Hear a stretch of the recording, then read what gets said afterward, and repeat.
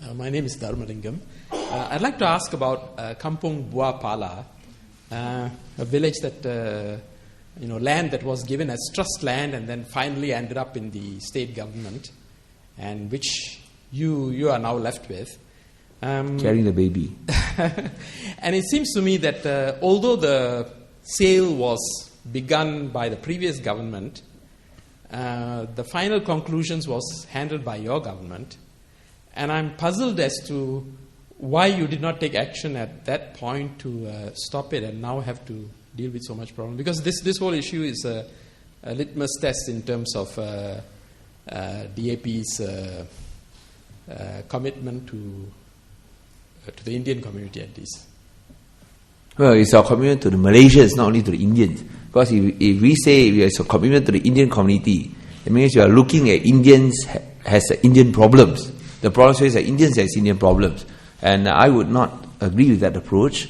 I would feel that the problems faced by Indians are equally a Malaysian problem. So it is a Malaysian problem, not so much as an Indian problem. Now, going back to your question, I think that's a very important question and very pertinent question, because I do not deny the fact that the premium was finally paid out on the 14th of March after we took power on 8th of March. And the land title was transferred on the 27th of March.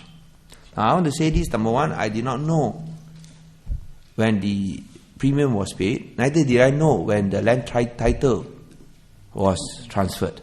But even if I had known, would that make any difference? Have you all bought properties in Singapore?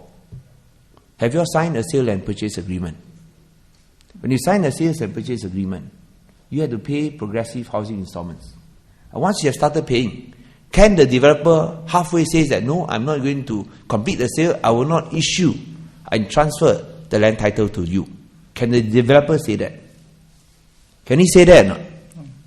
If he can say that, then something is very wrong in Singapore. No one can say that. Once you sign a sales and purchase agreement and you pay your housing installments, he has to issue the land title to you. There is no way out. So similarly for this, the agreement was signed by the previous Barisan National Government.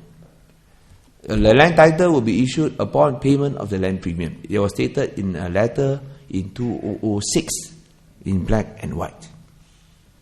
So legally, there is nothing that the present state government can do. Now what happened is this, as far as Kampung Buah Pala is concerned, the federal court has decided that the land belonged to the developer. To the cooperative, and of course, who has then signed an agreement with the developer, rests with the developer. Now, we may disagree with it. We may not like it.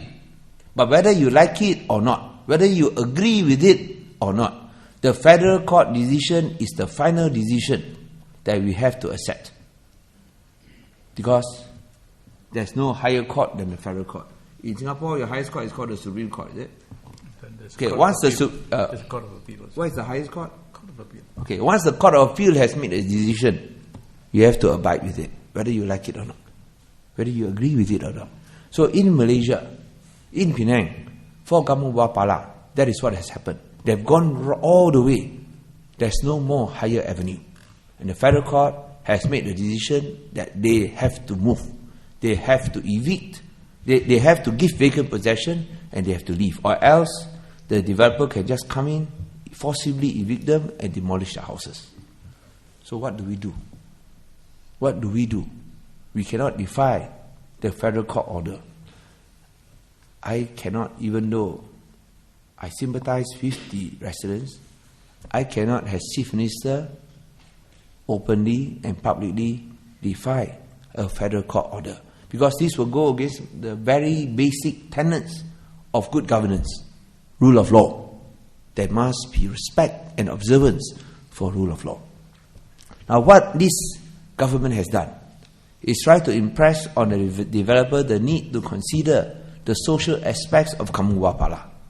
True, you have got ownership rights over the property, but you have to consider the social aspects. And in order to persuade him to consider the social aspects, I have revoked the development order. Which means that he can come in and clear the place of all the squatters but he can't develop, he can't build anything, he can't put a single brick on it. So that is what I have done. Of course, he has threatened to sue me, sue the state government for a big amount of money, for 150 million ringgit. But you have to take your chances in court, and I can make it, I can assure him of a very long suit. At least that will give us some time.